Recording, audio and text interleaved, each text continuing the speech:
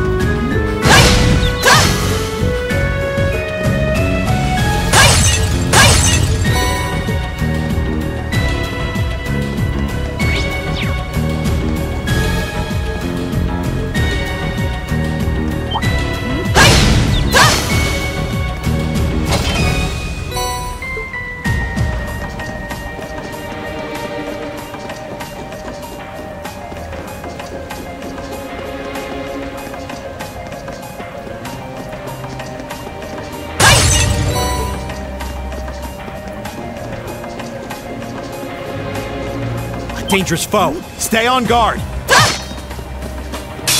Watch out, this is a tough one. I'll handle it.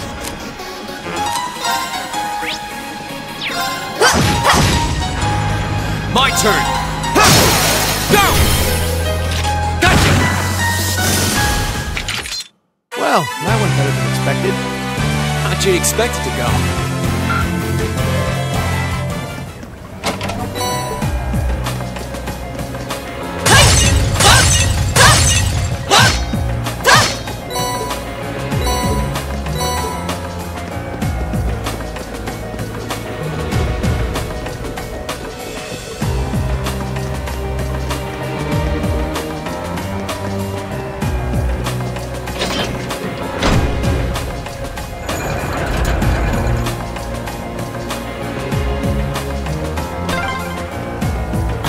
When that mechanism was made.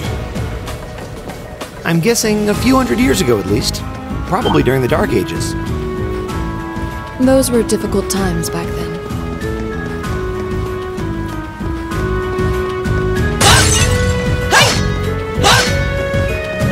Oh, what a nice looking treasure chest.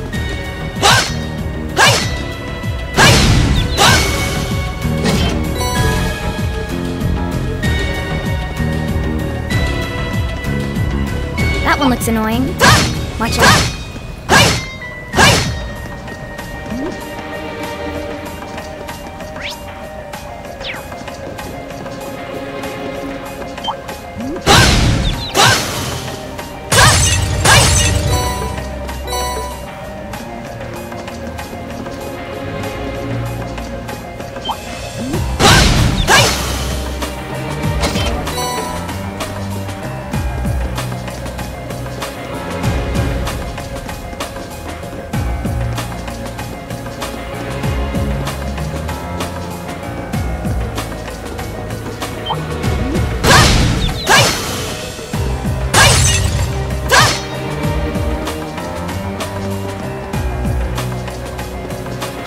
Is that a treasure chest?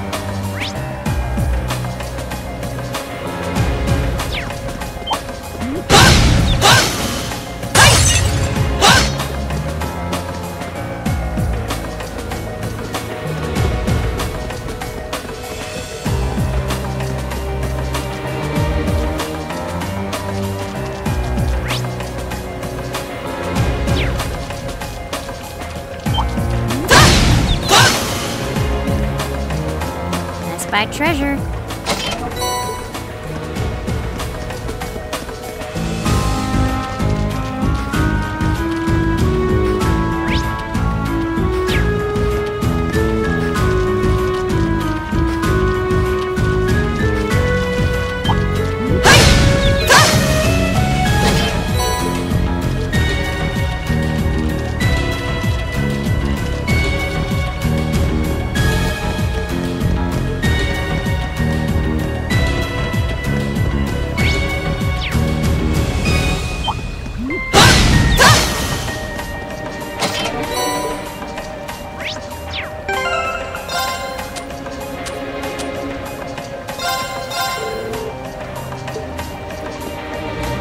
Okay.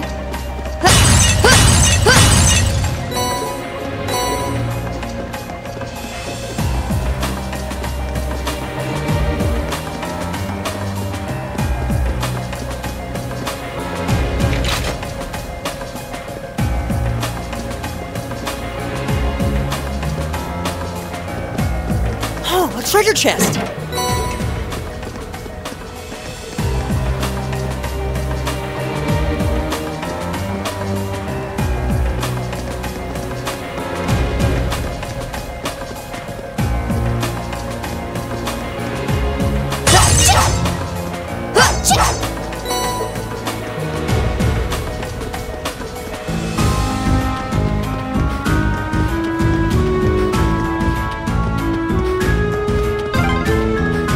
This place seems like it goes on forever. My father sure gave us a real humdinger of a job to deal with. Well, I'm sure we must be getting close now.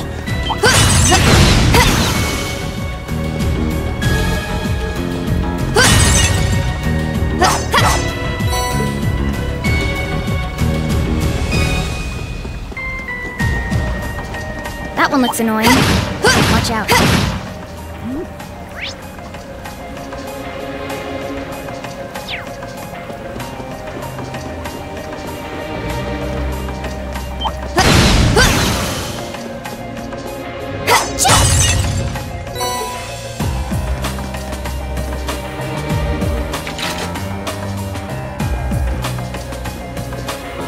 Oh, a treasure chest!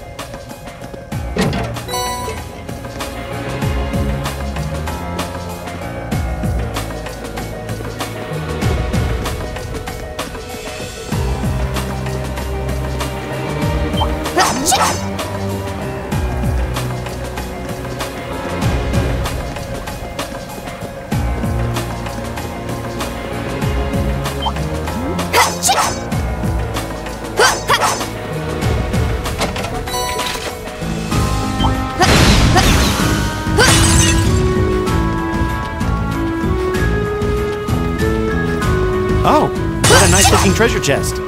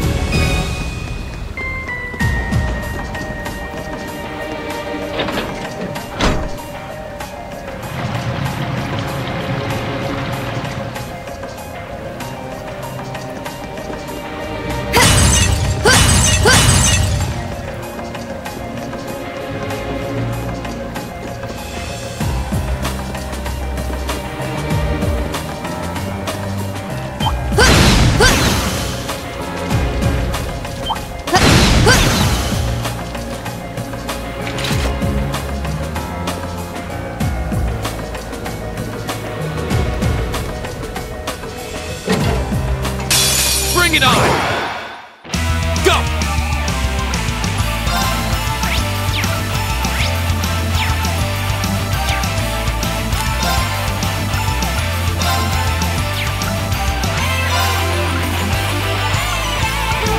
Second form, Gale!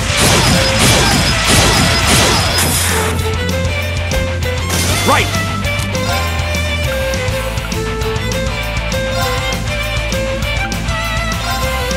Locked and loaded! You won't get away!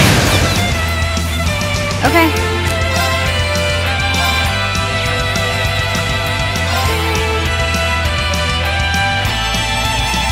Here we go. Right!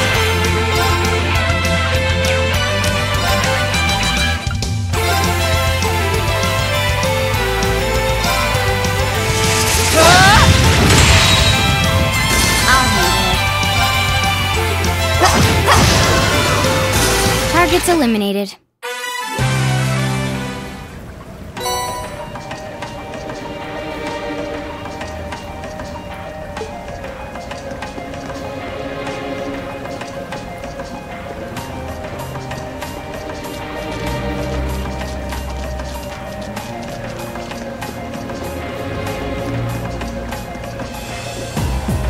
That one looks annoying.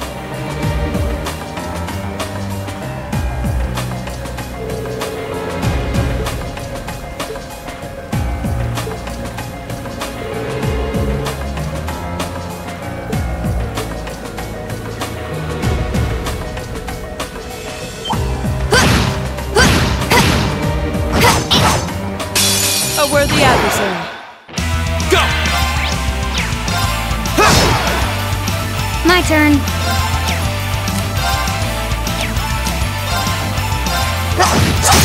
Got it.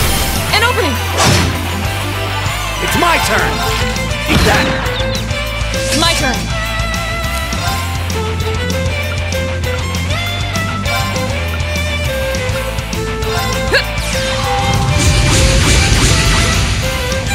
My turn.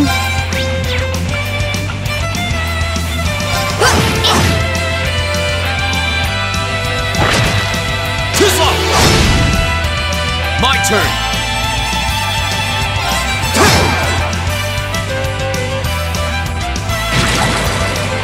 Too slow. Okay.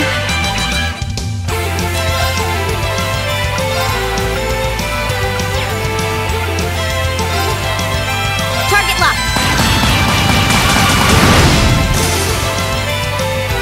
It's my turn! Eat that!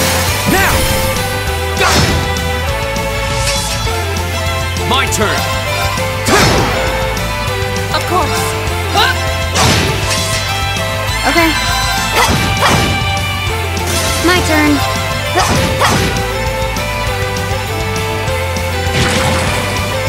Too slow!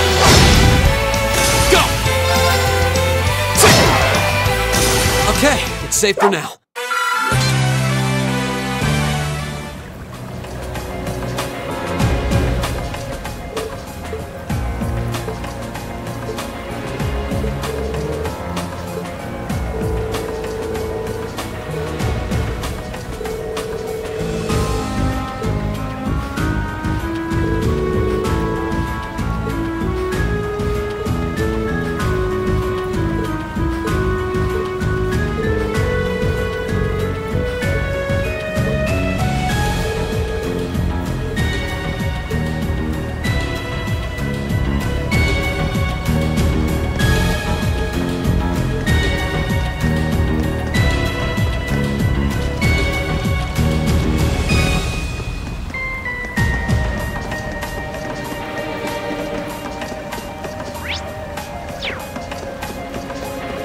A challenging foe. We should engage it with care.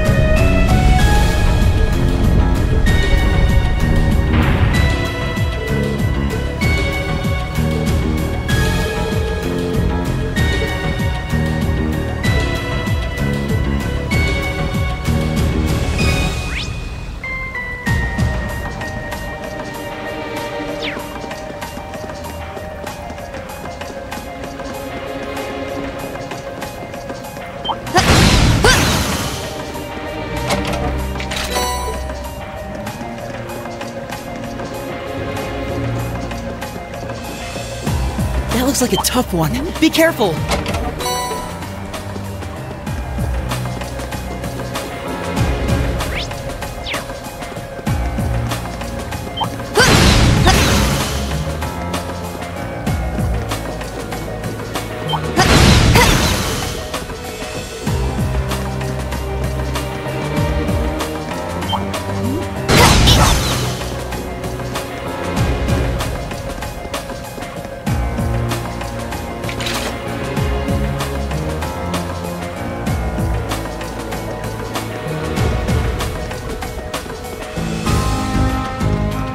my treasure.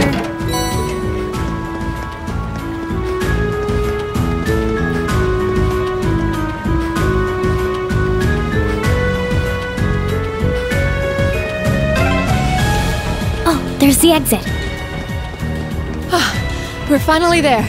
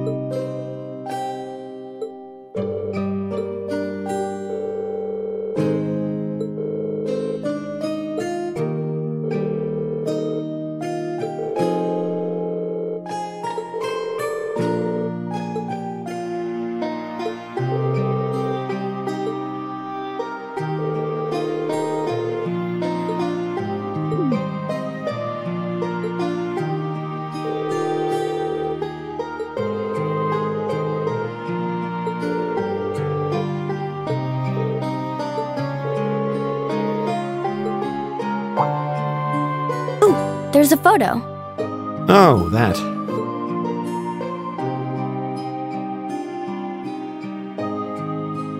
Aww, look at cute little Machias there. He looks like he had such a sweet disposition. Yeah, before he grew up to be a stubborn old nag. Stop nitpicking people's old family photos! Honestly. The governor looks the same as ever, though. Is that woman next to him your older sister or something? Close enough. She was a cousin on my father's side of the family. Since she lived quite close, she often came to visit. Our family was just my father and I, so having her around was a big help. The way you speak about her seems to imply you no longer see her. Did she get married and move away? She died around 6 years ago. Oh. I see. And that has something to do with why you hate the nobility, right? So... I never really planned on telling anyone about this, but considering all we've been through, I suppose it's time I told you a little more about me. It's a long story, but would you hear me out? Of course. Absolutely. Glad to. Thanks. Sis was 9 years my senior. Beautiful, kind. To me, she was in every sense the ideal woman. Now, as I said earlier, we're a family of commoners through and through, but my father proved to be a very capable government official. And eventually, he was promoted to an important government position, where he started to make a name for himself. Honesty and integrity are a core part of his work ethic. So, of course, he made his fair share of enemies. But after seeing success in a number of major projects, He gained a reputation both inside and outside the government. My mother died when I was still young, but Sis happened to live around here and ended up helping us in more ways than I can count. Since she was his niece, my father always made a fuss over her. And even though she didn't live in the same house, she was like a real sister to me, and a real daughter to my father. And I was always so proud of her. As a child, she was practically my idol. And as you'd expect, she had countless admirers among the men of the city. But for all her popularity, she was always level-headed and sensible. So I never felt I had anything to worry about, until he appeared. He was one of my father's subordinates at City Hall, though unlike him, he was a noble by birth.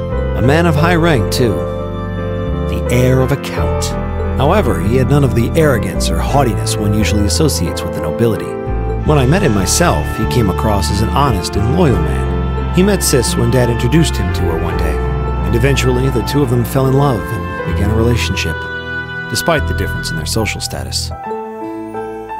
As a child, I was frustrated beyond words, but even I had to admit that the two of them made a good couple, and Sis seemed so happy when she was with him that I had no choice but to let it go and accept their relationship.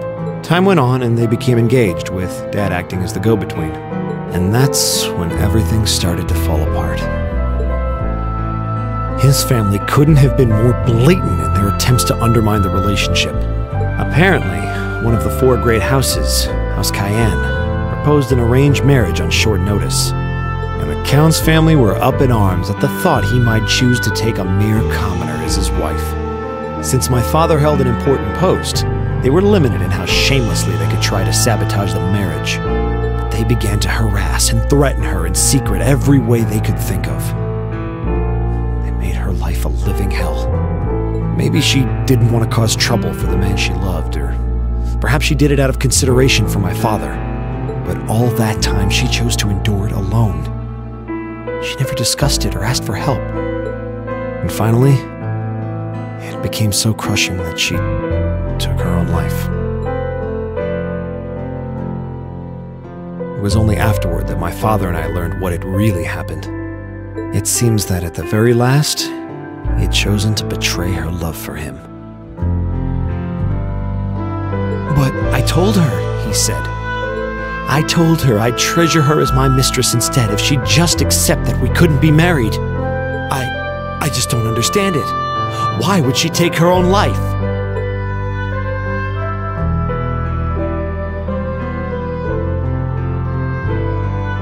After that, my father seemed to redouble his efforts.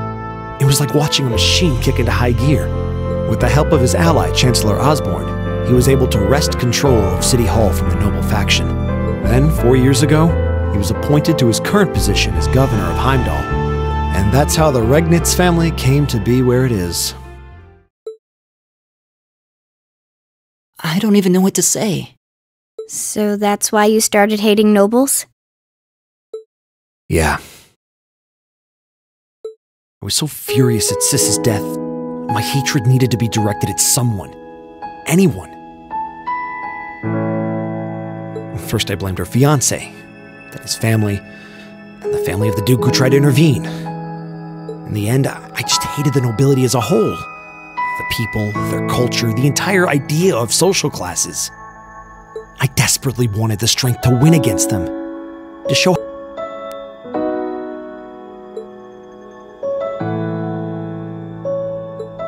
But deep down, I knew the truth about my hate. I knew I was taking out my anger on people who didn't deserve it. People who... You did?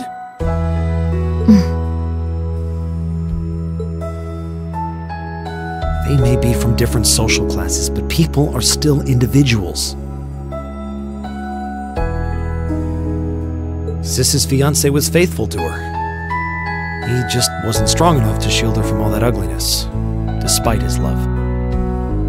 And the Count and his family were only acting in their best interests, which is to be expected, really.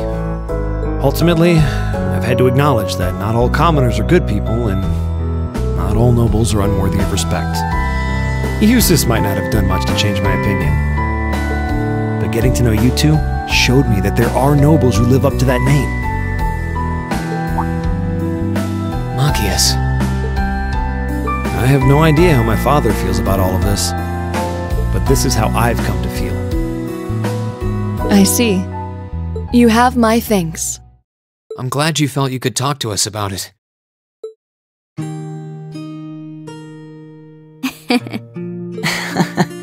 Still, I don't think it hurt to be a bit more honest with yourself. If you're willing to admit all of that, maybe you can find it in you to be friends with Eustace too. Are you kidding me? I might accept that not all nobles are bad, but that arrogant, self-centered fool can go choke on a palm. Always mocking me for spending so much time studying, or telling me I need to get out more. I don't think he goes quite that far. Besides, I don't think he does it on purpose. He doesn't mean any harm. That's the most irritating part! He does it without thinking! Well, that was a good coffee break, wouldn't you say?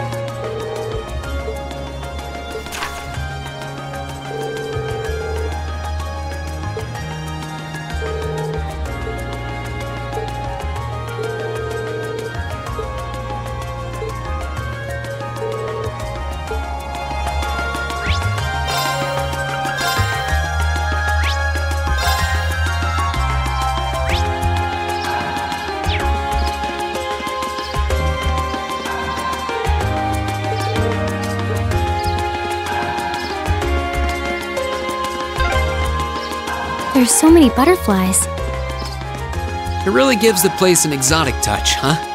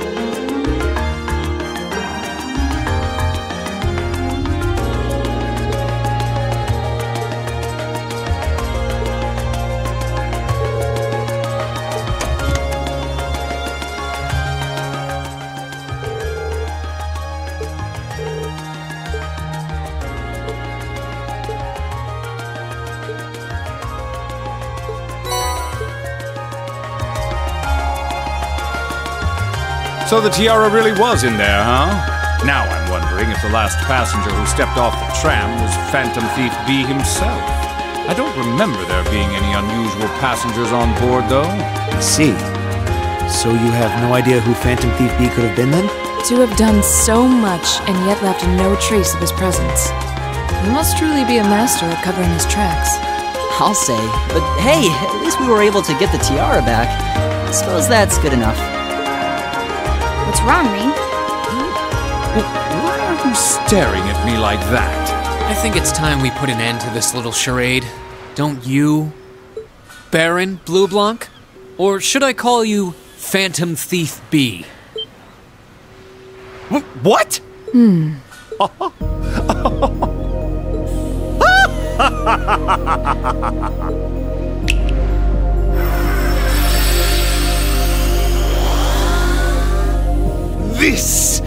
This savory taste is why the unripe fruit is the most delectable of all. Wait, aren't you the Baron we met earlier? But that mask... That's the mask of Phantom Thief B. Allow me to introduce myself once again. I am Phantom Thief Blue Blanc, otherwise known simply as Phantom Thief B. Baron Blue Blanc is but one of the many roles I have assumed during my pursuits. Incidentally, might I ask when you first discovered my true identity? It didn't really take much discovering. You went out of your way to show up in the Crystal Garden after all. Now, maybe it's just me, but I find it hard to believe you were seriously trying to hide your identity to begin with. Your disguises? Nothing short of perfect, I have to admit. But with all the work you've put into this, I suspected you might come check on us near the end of your little game. I see. Excellent deductive reasoning. Simply splendid. But why would you do something like this? Why go to all the trouble? Does that interest you? Must there be a motive? Nah. Now that we know your identity, there's nothing more to discuss. Theft is a crime. Indeed. A crime we will not allow to go unpunished. What spirited youths you are! What? How did he do that? Just a little trick I like to keep up my sleeve. Regardless, you have provided me with plenty of sport and more than enough entertainment for one day. I will be watching your future achievements with keen interest. Ladies and gentlemen, until we meet again, I bid you adieu.